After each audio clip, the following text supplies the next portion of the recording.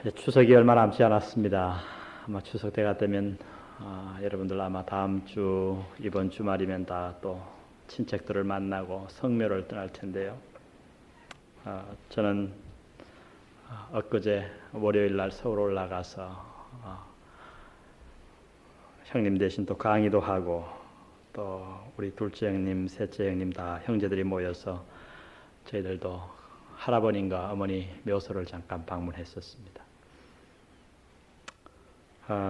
참 세월이 얼마나 빠른지 두 분이 돌아가신 지가 벌써 20년이 되었더라고요. 그래서 그 앞에서 우리 삼형제가 모여서 참 한동안 기도하고 참 많은 얘기를 나누고 돌아왔습니다. 벌써 한 20년이 돼가니까 그 세운 비석이 퇴색돼 가기 시작합니다. 거기에 마지막으로 할아버님과 어머님의 마지막 말씀에 의해서 부탁한 말씀에 의해서 성경 구절을 쭉 적어 놓은 것이 있는데 그 성경 구절을 제가 다시 한번 묵상하고 왔습니다. 혹시 누가 여러분에게 살아있는 여러분의 생전 동안 살아있는 동안 여러분 스스로에게 여러분이 나중에 죽으면 여러분 무덤 앞에 세워줄 비문을 쓰라고 한다면 여러분은 무엇라고 적겠습니까? 그 비문에다가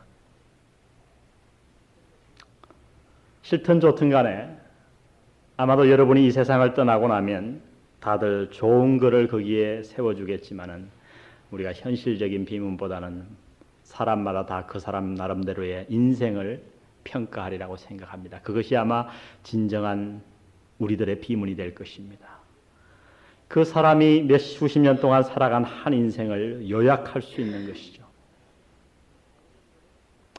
사울의 무덤에 실질적인 비문은 없습니다만은 사울의 무덤 앞에 모든 사람들이 객관적으로 또 공통적으로 하나의 비문을 세우라고 한다면 그 비문에는 아마도 오늘 저와 여러분들이 읽은 이 말씀의 한 부분이 적혀 있을 것이라고 생각합니다.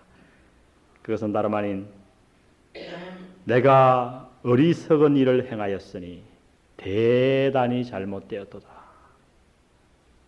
그것이 사울 왕 앞에 새겨진 비문일 거예요. 내가 어리석은 일을 하였으니 대단히 잘못되었도다. 이것같이 사울의 인생을 잘 요약해 줄 수 있는 글도 없는 것 같아요. 여러분, 사울이 어떤 사람이었습니까? 사울은 아무도 모르는 무명의 사람이었습니다. 그러나 하나님의 은혜로 그는 참으로 놀랍게도 이스라엘의 왕으로 뽑혔습니다. 그는 그렇게 훌륭한 지파에서 태어나지도 못했고 그 지파 가운데서 그 집안이 그렇게 화려하지도 못했습니다. 자기가 왕으로 뽑힐 것이라고는 누구도 생각하지 못했습니다. 자기도 생각하지 못했어요. 그러나 하나님의 은혜로 그는 이스라엘의 초대 왕으로 선택됨을 받았습니다. 얼마나 놀라운 은혜입니까? 얼마나 큰 은총을 받았습니까? 그러나 오늘 사울이 자기 인생을 함축한 말대로 사울은 평생을 어리석게 살았습니다. 대단히 잘못되게 살았어요.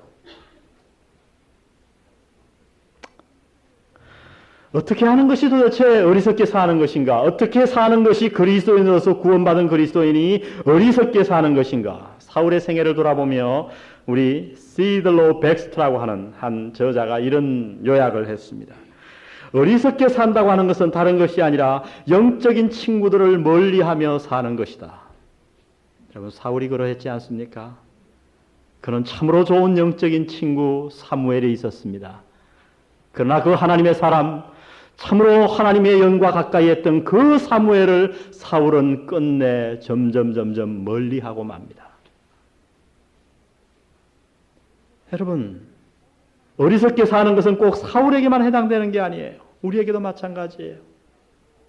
하나님의 곁을 떠나서 멀리 하나님 앞에 참으로 버림을 받을 정도로 형편없는 생활을 하는 사람들을 자세히 관찰해 보면 그들은 하나님의 사람들과 믿음의 사람들과 교제권을 가지지 않습니다. 점점 멀어져 나가는 거예요.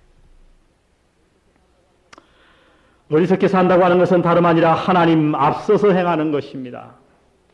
하나님이 자기의 인생을 인도하시기 전에, 하나님이 당신의 뜻을 보여주시기 전에 내가 모든 것을 내 인생을 계획하고 결정해버리는 거예요. 한 번도 진실되게 내 인생을 앞에 놓고 하나님 앞에 마음을 열고 주여 내가 듣겠나이다 말씀하옵소서. 내 자신을 하나님 앞에 내어보지 못하는 인생, 어리석은 인생입니다. 어리석은 인생은 작은 일에 불순종하는 것입니다. 큰 일이 아니에요. 아주 자그마한 일에서부터 하나님의 말씀을 아무도 모르게 하나씩 불순종하기 시작합니다. 어리석게 산다고 하는 것은 하나님이 그의 잘못을 지적할 때 자기의 잘못을 가리려고 하는 것입니다. 변명하려고 하는 것이죠. 사울이 그러했지 않습니까? 하나님께서 사울이 잘못했을 때에 하나님의 사람 사무엘 선지를 보내서 그의 잘못을 지적합니다. 그러나 그는 변명에 바빴어요. 종교적인 변명을 내세웁니다. 하나님, 내게는 이러한 이유가 있었습니다. 왜 그 짐승들을 다 진멸하지 않았는가? 왜 하나님의 말씀을 순종하지 않았는가? 하나님 아버지, 내가 당신 앞에 예배 드리려고 했습니다. 하나님이 그 동기를 모르시겠습니까? 어리석은 자입니다. 잘못을 하는 것도 어리석지만은 그 잘못을 하나님이 지적해 줄 때에 그 잘못을 고치지 아니하고 가리려 들고 변명하는 것은 더욱 어리석은 것입니다. 사울은 그렇게 행했습니다. 마지막으로 어리석게 산다고 하는 것은 다름 아니라 질투와 정오의 종이 되어 한평생을 보내는 겁니다. 한평생 미워합니다. 한평생 질투합니다. 한평생 증오합니다. 사울은 그렇게 살았어요. 여러분, 사울이 정말 하나님의 뜻을 받아들이고 40년 동안 왕노릇을 했잖아요. 그러면 됐잖아요. 그 보좌를 다윗에게 그를 높이며 그에게 넘겼다고 생각해 보세요. 그가 얼마나 훌륭한 초대왕이 되었겠습니까? 그러나 그는 질투의 종이 되었습니다. 노예가 되었습니다. 저는 오늘날도 비슷한 사람들을 많이 봅니다. 그 인생이 객관적으로 볼 때 행복해요. 그 인생이 조건이 괜찮아요. 그런데 평생 남편을 향한 증오와 원망을 풀지 않는 사람들, 시어머니를 향해 누군가를 향해서 질투와 증오와 미움의 노예가 되어 평생을 보내는 사람들, 하나님은 그들을 향해 이렇게 말씀하십니다. 네가 어리석게 행하였구나.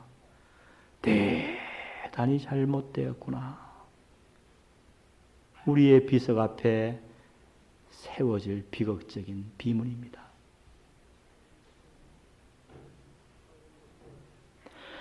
사울은 이렇게 어리석은 삶을 살았습니다. 영적인 친구들을 멀리하고 하나님 앞서 행하며 작은 일부터 불순종하며 잘못을 가리려 하고 변명하고 질투와 정오의 노예가 되어 평생을 허비하고 말았습니다.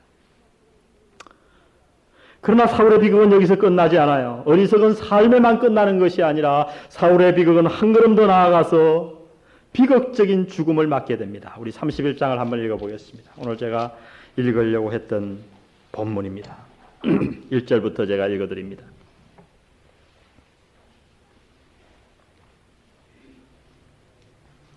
블레셋 사람이 이스라엘을 치매 이스라엘 사람들이 블레셋 사람 앞에서 도망하여 길보아 산에서 엎드러져 죽으니라.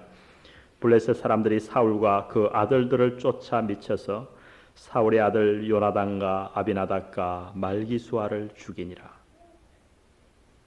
여러분, 한 왕족이 이렇게 몰락합니다. 사울이 패전함에 활 쏘는 자가 따라 미치니 사울이 그 활 쏘는 자를 인하여 중상한지라. 그가 병기던 자에게 이르되 내 칼을 빼어 나를 찌르라. 할례 없는 자들이 와서 나를 찌르고 모욕할까 두려워하노라 하나 병기던 자가 심히 두려워하여 절겨 행치 아니하는지라. 이에 사울이 자기 칼을 취하고 그 위에 엎드러지매 병기던 자가 사울의 죽음을 보고 자기도 자기 칼 위에 엎드려져 그와 함께 죽으니라. 6절 다 같이 읽습니다. 시작. 사울과 그 세 아들과 병기던 자와 그의 모든 사람이 다 그날에 함께 죽었더라.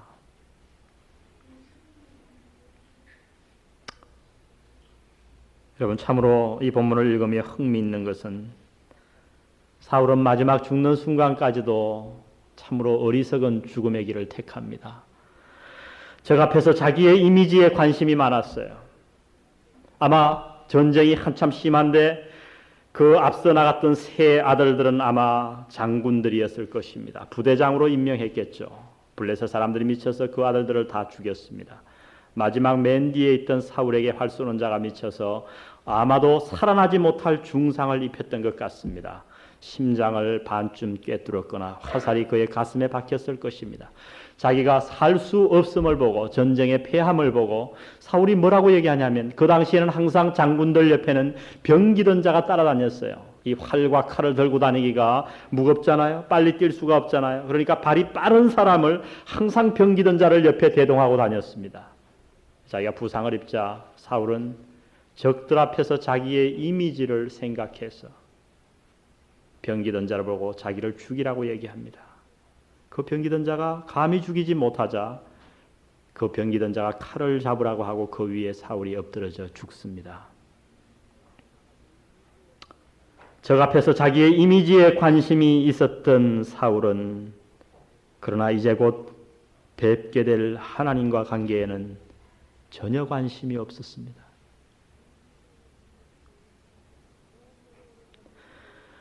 그 어디에도 오늘 본문 사울의 마지막 죽는 이 장면에 조금치의 기도의 장면이 나오지 않아요. 사람들 앞에서 내가 어떻게 보일까에는 지극히 관심을 가졌던 사울이 이제 곧 뵙게 될 만왕의 왕 하나님의 관계에는 전혀 관심이 없었단 말이에요. 얼마나 어리석은 죽음입니까? 그의 평생의 불순종이 그의 영적인 눈을 멀게 했던 것입니다. 우리는 어떻습니까? 우리 역시 그런 사람들이 아닙니까? 우리는 종종 사람들이 나에게 대해 무엇이라고 말하는가에 지극히 관심이 많습니다. 그러나 정작 하나님이 무엇라 말씀하실까? 하나님이 지금 내 행동을 어떻게 생각하실까? 하나님이 내 마음의 생각을 어떻게 평가하실까에는 정작 관심을 갖지 않는다는 거예요. 오늘 이 마지막 임종 얼마나 중요한 순간입니까? 한평생 어리석게 살았지만 마지막 임종 가운데 하나님을 생각하고 주여 내 어리석음을 용서하여 주옵소서 한마디 기도하고 죽을 법하지 않습니까? 그러나 기도에 응급 흔적조차 없습니다. 오직 스스로 자신의 이미지를 관리하기 위해 자살의 길을 택하고 말았습니다.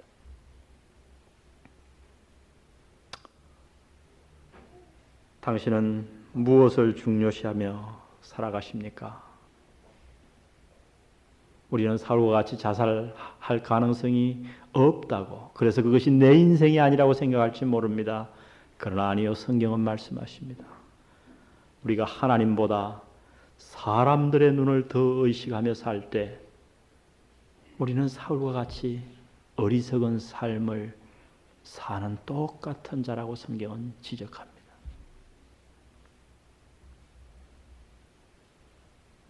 하나님께 관심을 가지시기를 진심으로 부탁드립니다. 망했어. 사람들이 여러분에게 그런 평가를 하는 것이 중요하지 않습니다. 저 집안은 화를 당했어. 사람들이 여러분에게 손가락하는 것, 그건 아무것도 아닙니다. 참으로 중요한 것은 살아계신 하나님이 당신의 인생을 어떻게 평가할 것인가? 내가 하나님 앞에 어떻게 생각되어질 것인가? 하나님은 내 인생을 어떻게 평가하실 것인가? 거기에 우리의 최대의 관심을 가지시기를 바랍니다.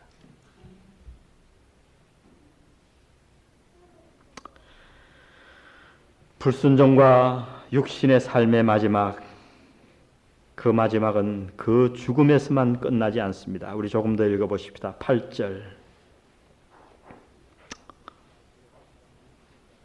그 이튿날 블레셋 사람들이 죽은 자를 벗기러 왔다가 옷을 다 뺏어가려고 했던 것 같아요. 사울과 그 세 아들이 길보아 산에서 죽은 것을 보고 사울의 머리를 베고 그 갑옷을 벗기고 자기들의 신당과 백성에게 전파하기 위하여 그것을 블레셋 사람의 땅 사방에 보내고 그 갑옷은 아소다롯의 집에 두고 우상을 섬기는 집이죠. 시체는 벳산 성벽에 뭐하며 못 박으며. 기가 막힌 일들이 일어나는 겁니다. 많은 성경학자들이 시를 쓰면서 이 장면을 묘사해 놓은 글들, 그게 읽어보면 대단히 쓸쓸합니다.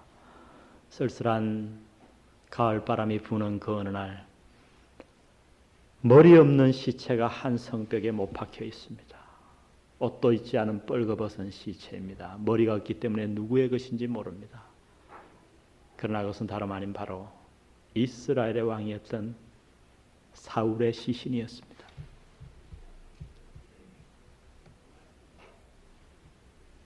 얼마나 끔찍한 장면입니까? 얼마나 비극적인 모습입니까? 그러나 이 모든 것의 가장 큰 비극은 다름 아닌 그럴 필요가 없었다는 거예요. 그렇게 비참하게 죽을 필요가 전혀 없었다는 거예요. 그것이 사울의 인생의 가장 큰 비극이었어요. 사울은 이렇게 죽을 이유가 없었던 사람이에요. 그럼에도 불구하고 사울은 이렇게 비극적인 죽임을 당하였습니다. 왜요?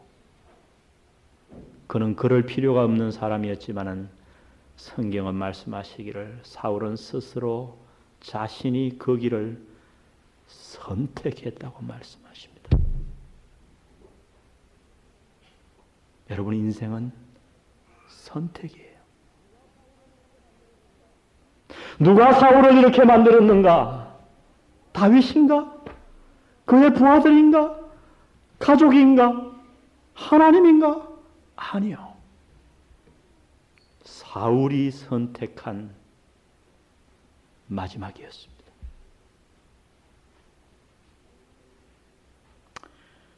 매일매일 조금씩 사울은 불순종의 삶을 살기 시작했습니다. 처음에는 아무도 몰랐어요. 왜요? 한꺼번에 타락한 것이 아니었기 때문에 조금씩 아무도 모르게 그의 마음속에 하나님의 말씀에 대해서 순종하지 아니하고 불순종하기 시작합니다. 그리고 매일매일 조금씩 세상과 타협하기 시작했습니다. 그러던 어느 날 결국 그는 하나님이 필요 없다고 내 방식대로 살겠다고 하나님의 품을 뛰쳐나가게 되는 겁니다. 여러분 이 세상에 그 어떤 비극적인 종말도 어느 날 갑자기 일어나는 종말은 없음을 기억하시기 바랍니다. 한 개인이 한 가정이 무너지는 것 어느 날 갑자기 찾아오는 게 아니에요. 그것은 바로 당신의 선택 때문에 이루어진 당신의 작은 불순종 때문에 찾아온 당신의 선택의 결과임을 기억하시기 바랍니다. 사울이 그러했습니다. 하나님이 수많은 기회를 주었어요. 말씀으로 깨닫게 하시려고 선지자도 보내어보고 다윗을 통해서 말씀시켜보고도 보고 수많은 사건들을 통해서 그를 깨우쳐보려고 하나님은 무한한 손길을 뻗치셨습니다.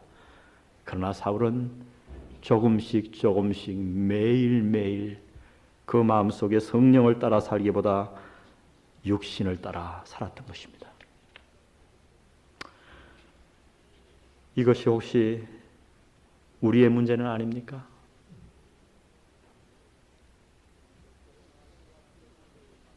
우리는 결코 어느 날 하루아침에 비극을 맞지 않습니다. 겉으로 그렇게 보일지 모릅니다. 그러나 사실은 아니에요. 아주 조금씩 아무도 모르게 우리는 아마 아무도 눈치채지 못하게 하나님과의 관계에서 주의 말씀을 따라 살지 아니하고 불순종의 삶을 사는지 모릅니다. 다시 한번 강조드립니다. 사울은 이렇게 죽을 이유가 없었던 사람이에요. 이것이 사울의 가장 큰 비극이었어요. 다만 그가 그 길을 선택할 것일 뿐입니다. 오늘 이 본문을 읽으면서 또 한 가지 흥미있는 것이 있는데요. 사울이 비극을 당한 곳, 사울의 목 없는 시체가, 머리 없는 시체가 못 박힌 곳이 어딘지 아세요? 오늘 여기 보니까 벳산이라고 하는 곳입니다. 그런데 제가 이 여러분 지명을 연구하다 보면 놀라운 것을 하나 발견하게 되는데, 그 벳산이라고 하는 곳이 어딘지 아십니까? 사울이 왕으로 취임을 했던 바로 옆 동네예요. 불과 몇 킬로 떨어져 있지 않은 바로 그 옆 동네. 이 얼마나 놀라운 아이러니예요. 하나님께 큰 은혜를 받아서 이스라엘의 초대 왕으로 세움을 입었던 바로 그 옆 동네에서 40년 후 사울은 머리도 없이 벌거벗긴 채로 성벽에 못 박혀 있습니다.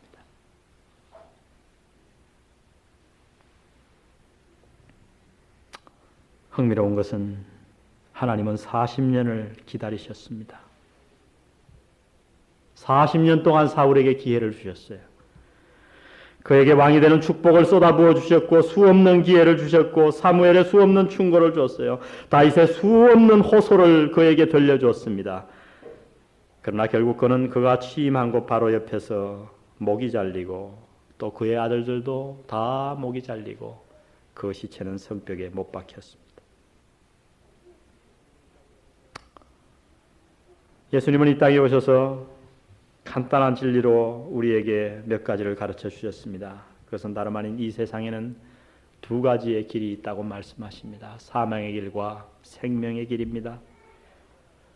우리 인생은 여러 가지 방법으로 여러 가지 모양으로 사는 것 같지만 결국 모든 사람의 인생을 두 가지 문으로 요약할 수 있다고 예수님은 말씀하십니다. 하나는 좁은 문으로 들어가는 자요, 하나는 넓은 문으로 가는 자입니다. 예수님 토를 달아 말씀하시기를 넓은 문은 너무나도 사람들 보기에 좋아 보여서 많은 사람들이 그리로 가지만은 결국에는 멸망의 길이라고 말씀하십니다.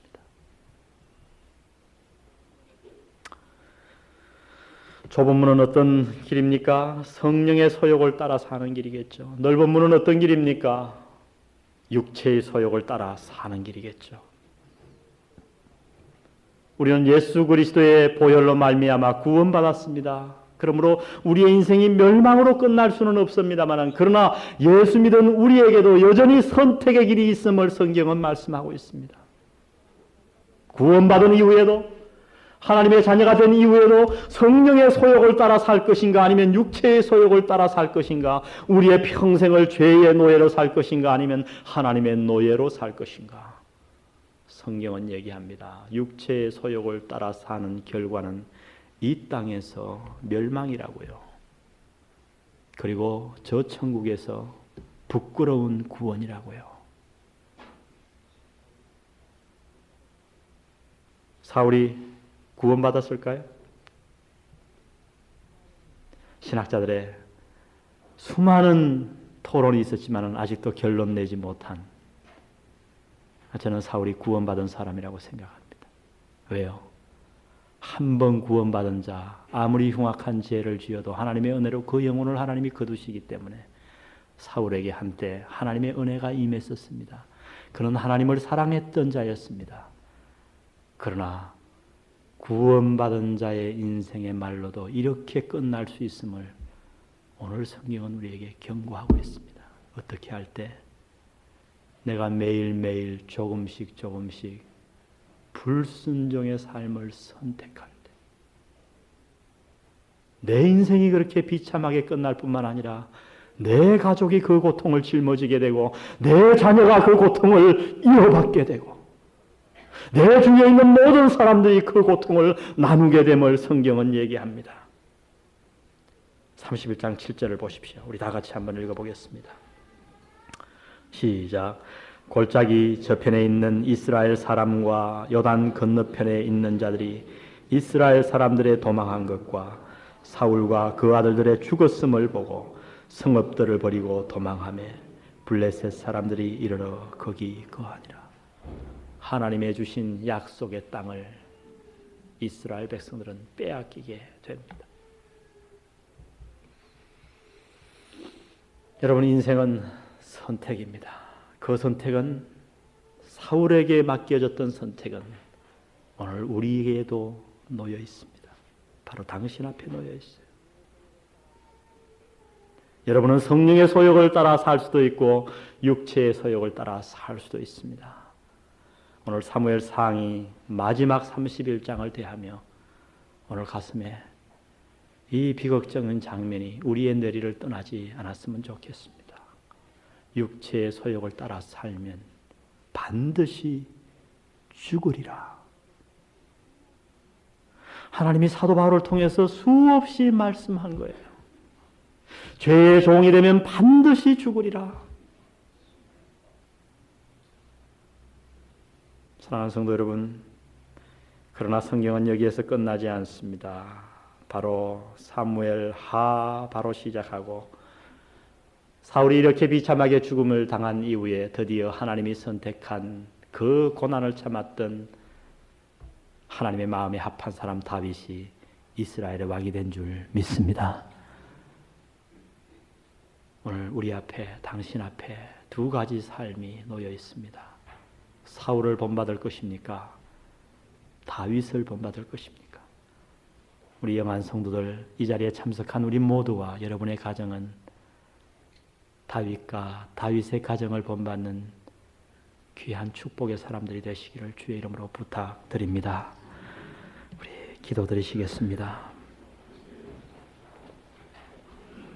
우리 한 1, 2분간 조용히 기도하십시다. 오늘 말씀을 생각하며 오늘 사울의 이렇게 비참한 인생과는 반대로 오늘 사도 바울은 고린도후서에서 이러한 고백을 우리에게 들려주었습니다. 그러므로 우리가 낙심하지 아니하노니 겉사람은 후패하나 우리의 속은 날로 새롭도다.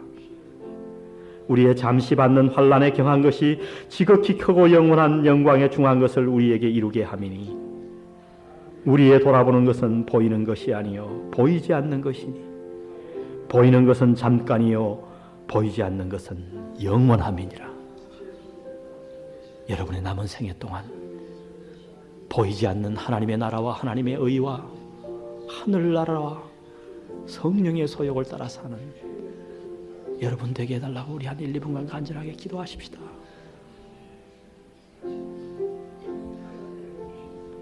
지난 몇 달간의 삶 동안 여러분은 누구의 소욕을 따라 사셨습니까? 성령님과 동행하셨습니까?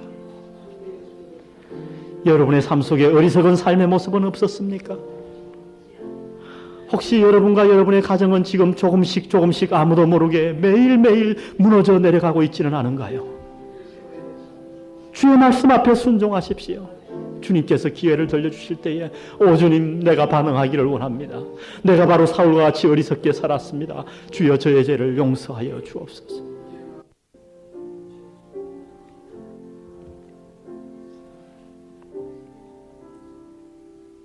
(351장) 찬송 부르시고 오늘 모든 예배를 마칩니다. 날 대속하신 예수께 내 생명 모두 드리니 늘 진실하게 하소서. 내 구주 예수여, 나 구주 위에 살리라. 내 기쁨 한량 없으리. 내 갈 길 인도하소서. 내 구주 예수여.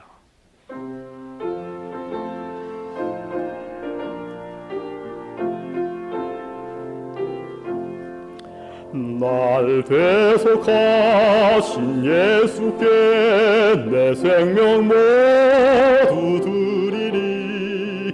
늘 진실하게 하소서. 내 구주 예수여, 나 구주 위에 살리라. 내 기쁨 한량 없으리. 내 갈 길 인도하소서. 내 구주 예수여, 날 구원하신 예수를 일평생 의지하오리. 날 영접하여 주소서. 내 구주 예수여. 아버지 하나님, 오늘도 이 저녁에 우리가 사울과 같이 어리석은 인생을 택하지 아니하고 성령의 동행하심과 주의 인도하심을 쫓아 살기 위하여 내 갈 길 인도해 달라고, 내가 이제 주를 위해 살겠다고 찬양으로 우리의 결심을 당신 앞에 아뢰었습니다. 주여, 이 고백이 우리의 진실한 고백되게 도와 주옵소서. 하나님 앞에 해결하지 못한 작은 죄악을 품고 사는 자가 이 자리에 있습니까? 주여, 오늘 말씀에 순종하여 이 죄가 잉태되기 전에, 이 죄가 커져서 우리의 인생의 사망을 가져오기 전에 하나님 앞에 이 죄를 회개하게 하옵소서. 주여, 우리를 정결케 하시고 우리를 당신의 보내주신 성령님과 동업하게 하시고 우리 스스로를 성령님 앞에 길들임 받는데 우리의 전력을 쏟을 수 있게 도와 주옵소서. 죄와 육체의 소욕대로 따라 살지 말게 하시고 하나님의 영광의 빛 앞에 보이는 것을 바라봄이 아니요 보이지 않는 영원한 것을 사모하며 살아가는 저희들 되게 인도하여 주옵소서. 이제 사랑하는 가족들을 만나는 명절이 다가왔습니다. 부족한 우리를 통해 이 귀한 하나님의 말씀이 그들 마음속에도 전파되기를 원합니다. 주여, 먼저 우리의 마음속에 충만하게 역사하셔서 성령의 도구되어 이 명절을 보낼 수 있게 인도하여 주옵소서. 돌아가는 발걸음 주 앞에 의지하오며 예수님의 이름으로 기도드렸습니다.